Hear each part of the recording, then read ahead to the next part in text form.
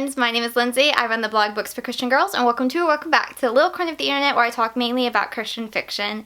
In today's video, we have the mid-year book Freakout tag because somehow it is already July.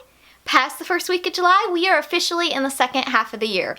I'm not sure how that happened, I'm really not, but I love doing this tag, so it's time to do this tag.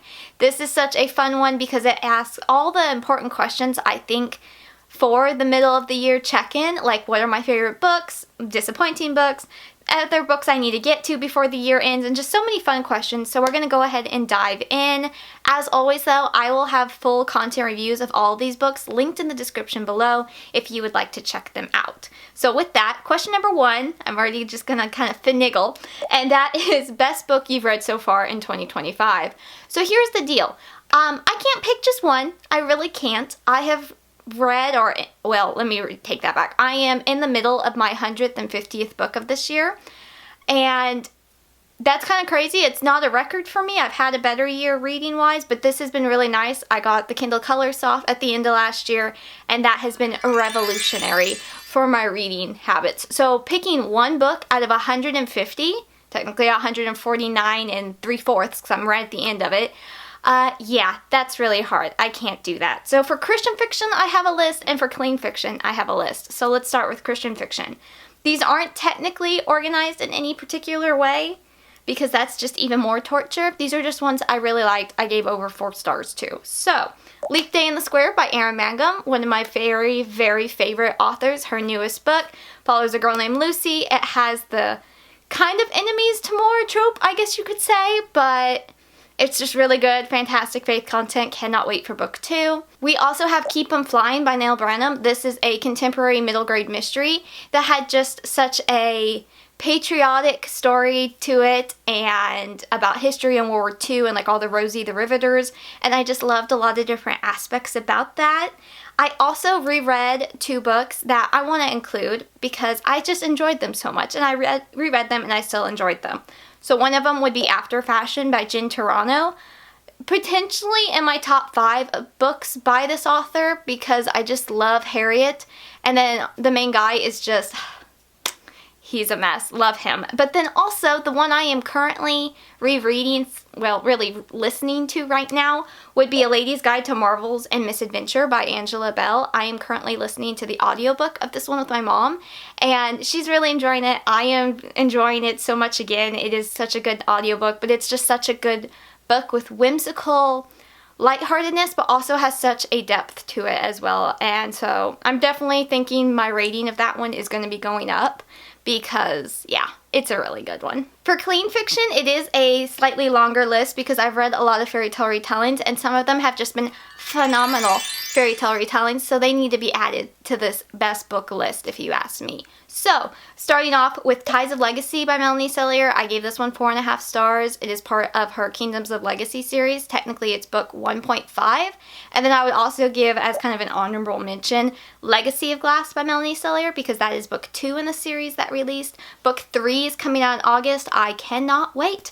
But yes, this has been a really fun, not necessarily fairy tale retelling, but it's fairy tale inspired, and it's like what happened years, like generations after those fairy tales happened, and there are still like the enchantments and the magic lingering in the land, and how that's affected the current day situation. So like in book 2, it is inspired by the Cinderella story, so that is the country's like history, if you will, that this book is set in.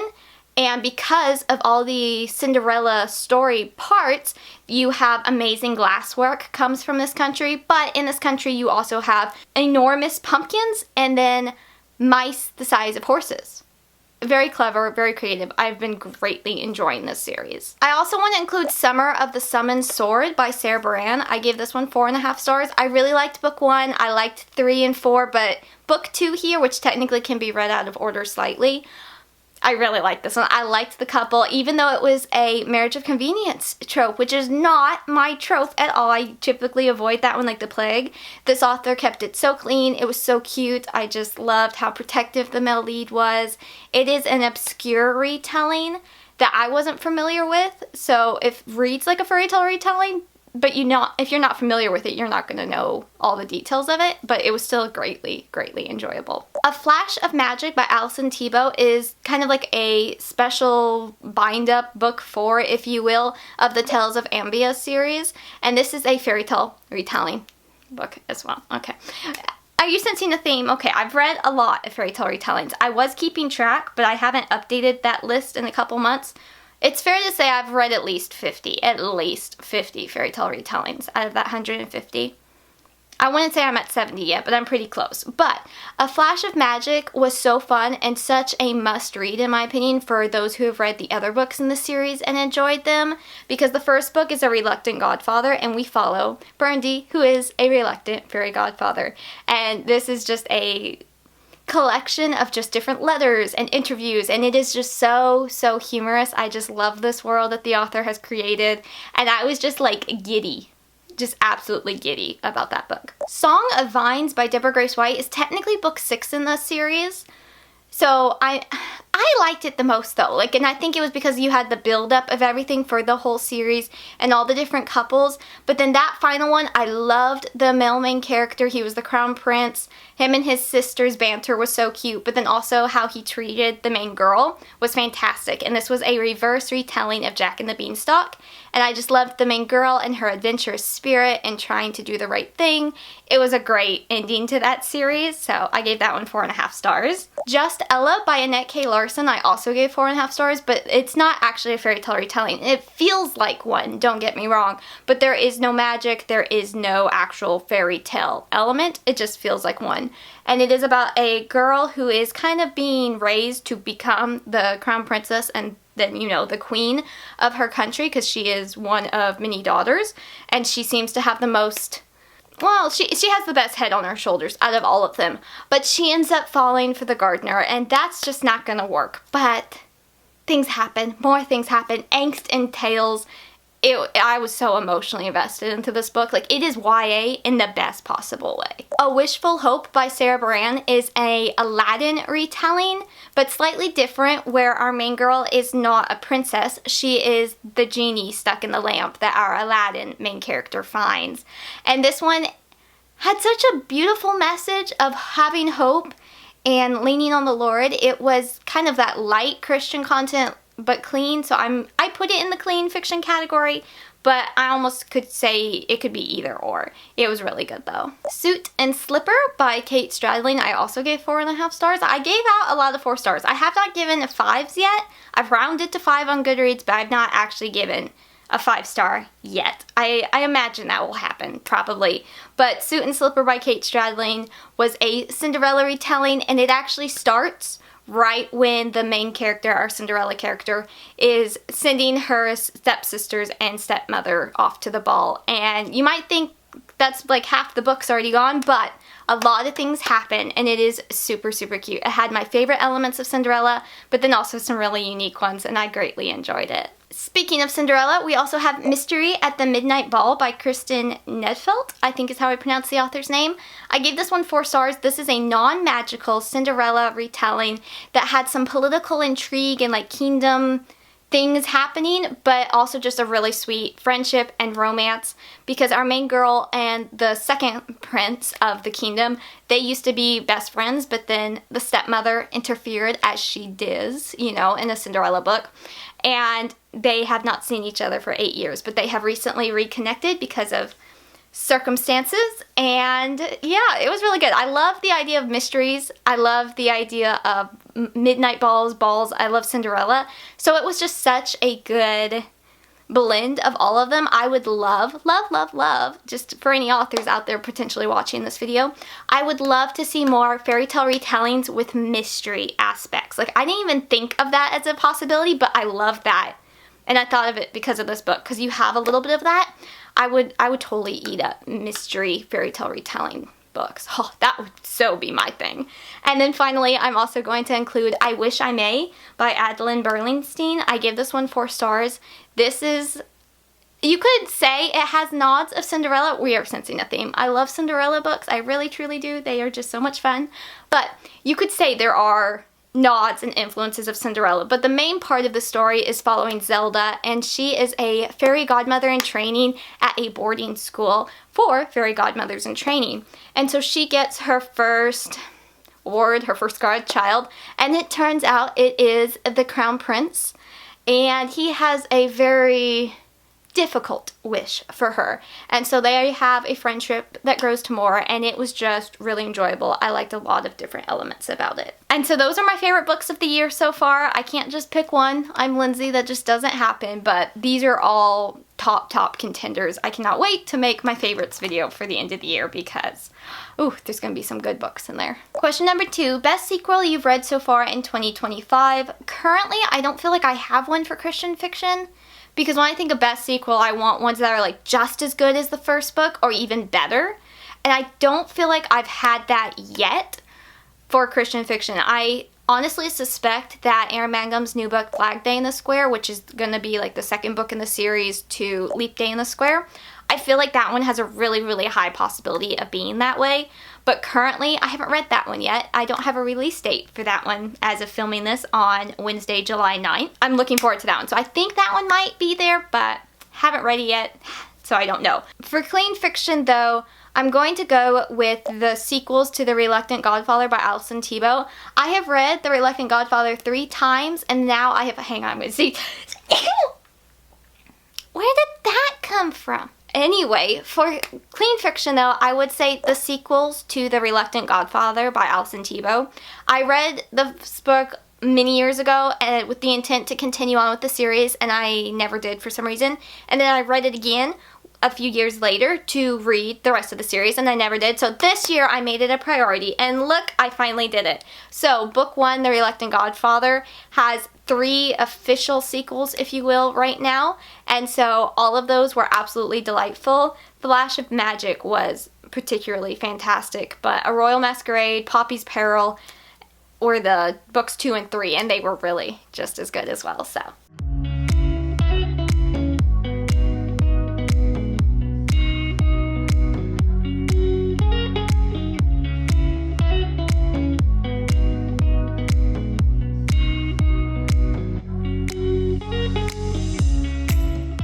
So question number 3 is a new release you haven't read yet but want to. And so looking at my reading journal, which I know I have still not showed y'all this, and I need to. I'm falling behind on updating it, so that's probably part of the reason mostly.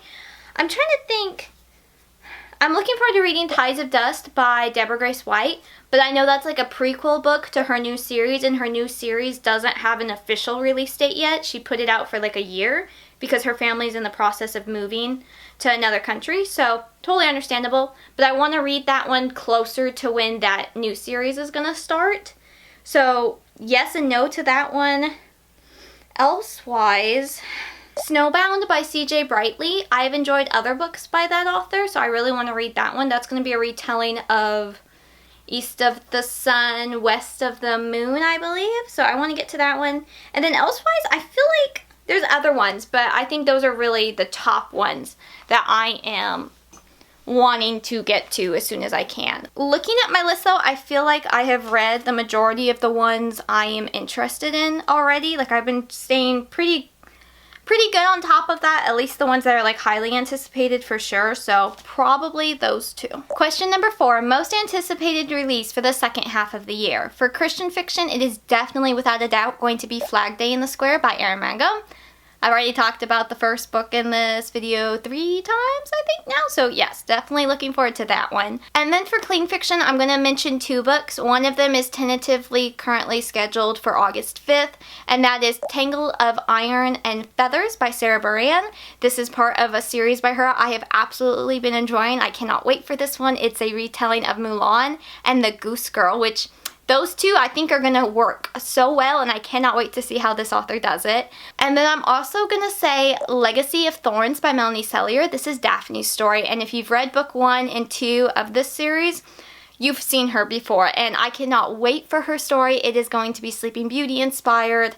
Yeah, definitely looking forward to that one. That is coming out August 22nd, and you can definitely catch me reading it on release day. And then question number 5, biggest disappointment. And for me, I'm gonna say this does not include DNFs, and this does not include 1 stars. I'm going to go with ones that I had high hopes for and I was disappointed by. I'm going to go with that literal meaning instead of just like listing off my DNFs or my 1 stars. So I'm going to say this one's kind of in between Christian fiction and clean fiction, but that would be The Mermaid's Tale by Ellie Richmond. I gave this one 2 stars. I just talked about it in my last video for wrapping up May, and I had really kind of mixed feelings. I liked some elements. I didn't care for other elements, so that was disappointing. Yeah, I was hopeful I would like that one, but it was just a little darker than I was expecting, and then I did not like the romance at all. I didn't really get the chemistry between the 2 of them, and their whole woe is me thing was annoying me to pieces, so didn't really care for that one, unfortunately. And then for clean fiction, The Midnight Heiress by, who was the author? Ashton Newbold. I gave 2 stars as well. This was one, as soon as I heard about it, I instantly downloaded it off of Kindle Unlimited, and I was like so excited because it's a reverse retelling, verse gender swapped, whatever you want to say, retelling of Cinderella. So like the girl is Princess Charming, and then you've got Cinderella over here, and I was so intrigued by that concept, but unfortunately it fell flat to me, which was so disappointing. This was a Regency non-magical fairy tale retelling. It had really good potential, but yeah, it didn't quite work out the way I wanted it to, unfortunately. Question number 6, my biggest surprise. I would say Keep Them Flying by Nell Branum, which I ended up giving 4.5 stars. This was a Christian fiction middle grade contemporary mystery, and I had hopes for it. Like, I really hoped I would enjoy it. Like, I even did a pre-order of it, so I was hopeful. And I also figured my library probably wouldn't get a copy in of it, and they did not for some reason, even though I keep requesting for them to get it because it's such a good one, they should have it, but I digress. I was hopeful about this one, but at the same time, sometimes middle grade books just have like a unrealistic storyline at the same time, but this one actually was very good, and I just loved that the main character and her grandma had such a sweet relationship, and just so many different elements of it. I will actually be picking up the 2nd book in the series later today to be reviewed when this video comes out on Friday, so you can look forward to that. But yes, definitely Keep 'Em Flying. But then for clean fiction, I would say probably Mystery at the Midnight Ball by Kristen Niedfeldt, which I mentioned earlier as one of my favorite ones for clean fiction, because I randomly picked this one up. It was either like free on Kindle at some point, it's on Kindle Unlimited, something like that. And I had to buy a physical copy because I enjoyed it so much. I didn't really have any expectations of it, but it blew them out of the water regardless, because you have just the sweet friendship to more Cinderella storyline with not the crown prince, but the second prince and one of his like childhood best friends, and I love that. And then also the stepmother, while she was annoying and evil, she was not horrible. Like, she was bad, but she wasn't horrible. And as someone who has obviously read a lot of Cinderella retellings, even just in this year, it was really refreshing to like, I cannot wait for her to like get a dressing down kind of thing, but like she wasn't making my eye twitch or my blood pressure explode or anything like that. So that was really nice. Like, it made the book feel calmer in a way because I wasn't like seething in anger every time that woman appeared. Little details like that, I don't know. Question number 7, new favorite author, either debut or new to you. And I'm super picky when it comes to saying an author is a favorite because I really only have 2, and that's Erynn Mangum and Janice Thompson. They write it, I buy it kind of concept. And they both write Christian fiction, contemporary rom-coms mostly. Like, Janice Thompson has written a lot of other books as well, but as a broad genre, though, I would say it's contemporary rom-coms, and they write them so well. But I do think with this last half of a year, and even like if we count a few months into 2024, I would say I have some new auto-read or auto-buy authors. And so that would be like Melanie Cellier, who I think I mentioned in last year's version of this video, perhaps. But then also Deborah Grace White, who writes clean fairy tale retellings as well. And her and Melanie Cellier are actually sisters, and I just think that's the funnest thing. Also, Sarah Beran, I think she has such a fun humorous writing style. And then I would also potentially say Anna Christine, because I have read all 3 of her either short stories or novellas and enjoyed every single one of them. And then her art style is just so lovely that she includes for her books or promotions of her books. And they have been just so fun and so delightful. So yeah, I think I have those as my auto read or auto buy authors at least now. For question number 8, newest fictional crush, I don't personally do that. That's not really my thing. So we'll continue on to question number 9, which is newest favorite character. And that is the hardest answer because I know I have some that I'm just like, oh, I love them. I love them. They're so cute. But who is a new favorite one? I don't know. I am currently listening to, like I said, A Lady's Guide to Marvels and Misadventure by Angela Bell, and as I'm listening to this audiobook with my mom, I just keep saying, I love him. I love Arthur, Theodore, whatever you want to call him. I love him. He is just such a good guy. I read that book last year, though, for the first time, though, so I feel like that's kind of cheating. Just a little bit. But, like, there's been so many good couples I've read about that I've greatly enjoyed. And then, I don't know. There's been so many. So I feel like you can say any of the ones from the best books. I liked all of those main characters. Can I cheat and just give you that broad answer? I don't know. Question number 10, a book that made you cry. I'm going to say for Christian fiction, that is probably The Burning of Rosemont Abbey by Naomi Steffens, which I gave 3.5 stars. This was a hard one for me to rate because I liked parts of it, but I really didn't care for the ending. And then the epilogue, just honestly, yeah, I cried at the epilogue because you have sibling loss, and that is something, unfortunately, I can relate to. So, yeah, that definitely got me crying. And then for tearing up with Christian fiction, I would also say would be The Keeper of the Tower by Michaela Bush. This has been a really good series. This is book 5. I feel like book 6 will also make me cry because it's going to be the final book in the series. But for Keeper of the Tower, it was because of certain events at the end of this book. So that's all I'm going to say for that one because it's book 5 in the series. But for books that made me happy, question number 11. This is also too many. This is a great issue, truly, to have. But I want to highlight the ones that made it feel like I just like injected a vial of serotonin into my veins. So that's going to be Leap Day in the Square by Erynn Mangum, obviously. Hello, yes. And then also A Lady's Guide to Marvels and Misadventure by Angela Bell. Chapter 25, if you know, you know. Yes, it's a reread, but I'm counting it because I just love the whimsical charm. But then I also relate so much to Clara, and I just love Arthur, like he's a dear. But then her grand's letters, it's just, it's such a good book. It's such a good book. And then for clean fiction that made me happy, like extremely happy, the whole Reluctant Godfather series by Allison Tebo, which I've been mentioning in this video nonstop already. And so let's see. Obviously book 1 did, but book 2 I really greatly enjoyed. Book 3 was good as well. But maybe book 4, A Flash of Magic, I would say that one probably was the most joy-giving out of the series. And then I also would say maybe Once Upon a Rose by Gabrielle Landy. I gave this one 4 stars. This was just so delightful, so cute. It is a Beauty and the Beast retelling, but it worked so well. And I say that as a major complainer of Beauty and the Beast retellings because I just, not my favorite retelling. The Beast is always, a beast, and not because of the hair, because he doesn't know how to communicate and it drives me crazy.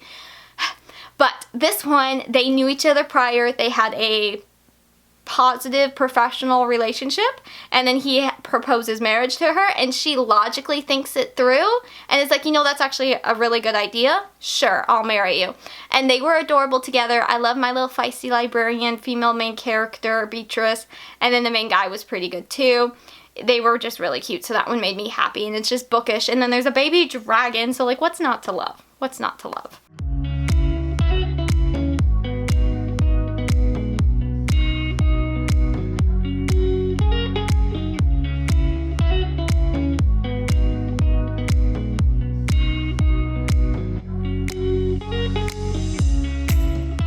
Question number 12 is most beautiful book you've bought so far this year or received. So a couple videos ago I did a big book haul where I showed y'all all the books I had bought or received so far this year. But I am just going to highlight this series by Gabrielle Lindsey that I was just talking about. The Gallimere Chronicles. I splurged and did the special Kickstarter editions, and they're just so fun. But the maps in this series is really what just like takes my breath away. So first we have the cute couple, so cute, and then feast your eyes on this map. This is for Once Upon an Apple, which is a Snow White retelling. Oh, I love this map, y'all. And then we have the one I just mentioned that gave me pure serotonin, was Once Upon a Rose, a Beauty and the Beast retelling, and its map is slightly different. Also has the adorable cover, adorable couple that are on the cover inside. The map is slightly different because look, we show the library, what dreams are made out of right there. And then I haven't read this one yet. I'm trying to hold off because I know it doesn't release officially till November. But I can't. One day I'm going to just like randomly just boop, read it. And it's going to be pure joy because it's a Cinderella retelling. And that is Once Upon a Pumpkin. Look how cute they are. Oh, my heart. I can't. And so the map in this, well, of course, we've got the cute couple. But we also have the beautiful map. I love a good map. Come on, focus camera. There you go. I love a good map. There's just something about it that just like strikes joy in my heart. But then you have it in this gorgeous kind of muted, saturated pastels.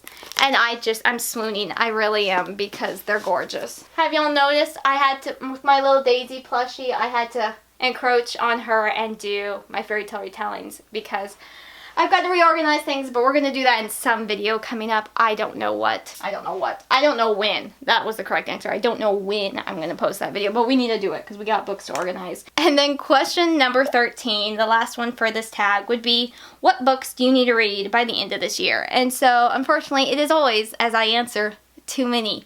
If we look at my priority list, which I've showed y'all before, I have the black and white covers are ones I haven't read yet.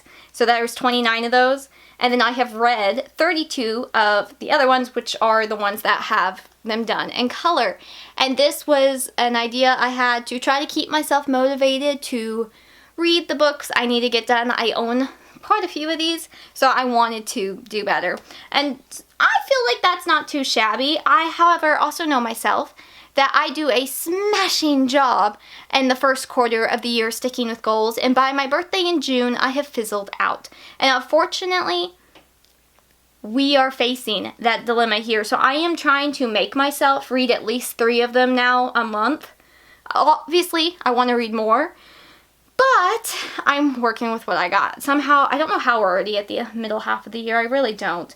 But I've read 32. I still have 29, so obviously, there's a lot more books I need to read, but it would be really nice if I could knock out the majority of the 29. So, here's where y'all come and play. I'm going to scooch this into y'all, and any black and white ones you see that I haven't read, which is the black and white ones, let me know what you would like to see. What should I read next? Feel free to pick and vote in the comments. That totally works with me.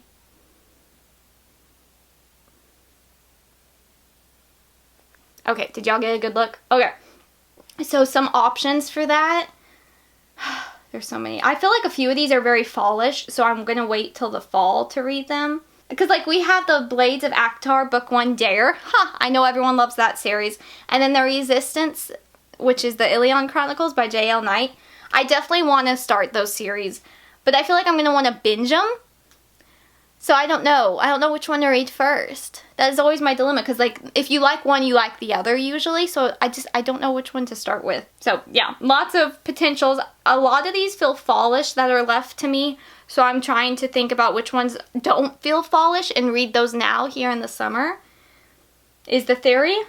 I don't know. I'm procrastinating. That's what I'm doing. So I'm still working on my priority list. So that is the end of this video. Just a hopefully somewhat quick, but still full of recommendations video for y'all. I hope you enjoyed it. I would love to see your answers to any of these questions in the comments below, or if you plan to do a video, let me know when you share your video and I will definitely make sure I check it out. And it will be so much fun to hear y'all's answers. I'd love to know if you've read any of these. Do you want to read any of them? All my normal questions, really. But I just love hearing from y'all in the comments and hearing what y'all think about these different books. And I think that is it. Hopefully there was some surprising answers, maybe. I don't know. If you watch my videos, you probably saw most of these books coming. Probably, but that's okay. They were really good. I cannot wait to see what the rest of the year brings.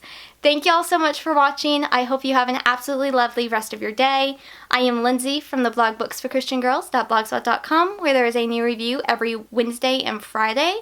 I try to post a new video on this channel every Friday as well. And then I'm also on Instagram under Book Reviews by Lindsey, where I talk mainly about clean fiction, Christian fiction, just like all of my personal reading habits.